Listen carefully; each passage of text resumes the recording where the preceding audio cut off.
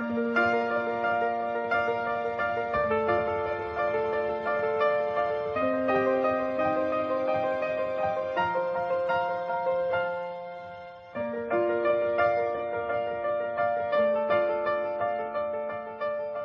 I'm Tom Sherman. I'm the president of the Board of Trustees of the Salem Interfaith Hospitality Network, and I've been a volunteer through my congregation with the network for about 12 years.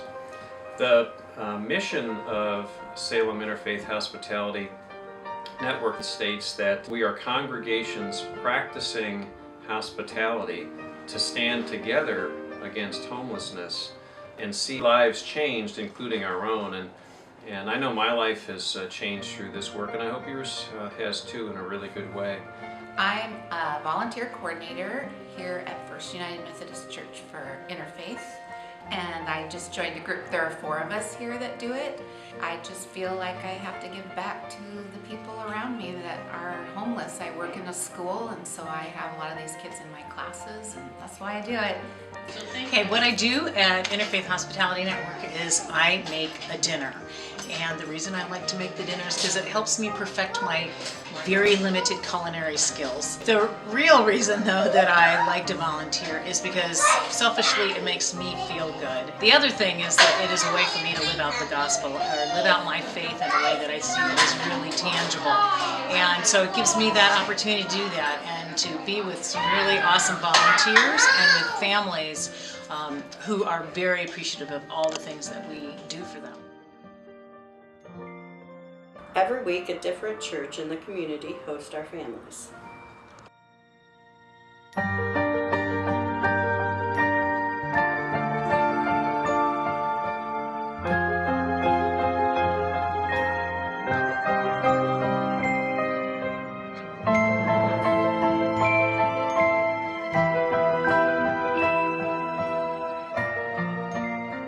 When a family joins the Salem Interfaith Hospitality Network, we begin with a screening process where we just sit down with them and visit about where they've been sleeping and begin to hear their story that allows us to get to know them better. Maybe make sure that they've had something to eat. Sometimes our families come in and they haven't had a chance to eat for a day or two. And then make sure that they have toiletries and see if they need a shower. We would make sure that they would have bedding, any other clothing that they would need before they head over to the church in the evening. So that first day when a family comes in, there's, as you can imagine, a lot of transition and turmoil and change, as well as they're trying to get to know the other family and to know kind of the routine. So that first day can be quite a bit for any family to have to undertake. And so when they are able to get to the church and can be greeted by volunteers, and it's very hospitable there, then it kind of sets the tone for them and gets them started in the process of being here at a shelter. Life at the day center, when we get done with work, we come back, and that's usually a time we get laundry done. When we have the kids with us, it's a time we get the kids bathed. Then there's always chores to do around the place, and dishes. And then there's meeting with Julie, going over our family plans, working out goals.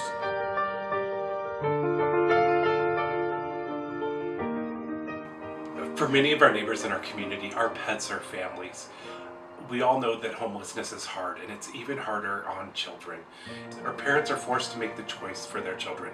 Do we keep our family together, or do we give up our dog or our cat?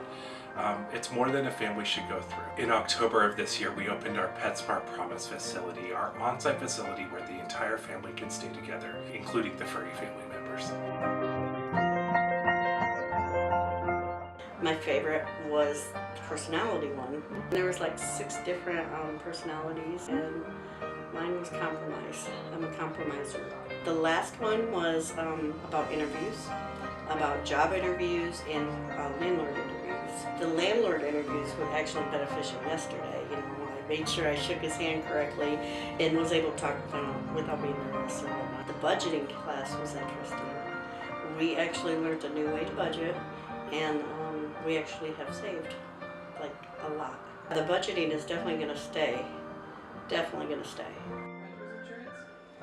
Not for me, it's not. Okay. I thought it was, yeah, but only because I've lived 10 years with insurance on my Yeah. house, you know. Yeah. So it's kind of a given for me, Sure. but it might be just, I've done it for 10 years, Yeah. you know, so, and most renters require it now anyway. Yeah, some landlords do and some don't. I mean, you kind of go either way because, I mean, depending on your values again and how much risk you want to take, right?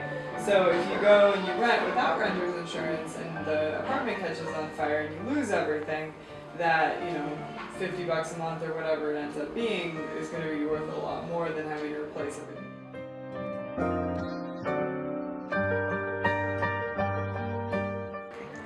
It was and it is an opportunity for families to sit down and take a hard look at where they are, where they're going, and what they would like to accomplish and see in the days ahead. We need to look at things more long term and not just immediate. And that was one thing that program really helped us to see, okay? They said that they will pay rent, or this voucher program is here for us 5 to 6 months, where they would pay a great portion, we would pay a small portion. Now what we're going to do with the rest of the money?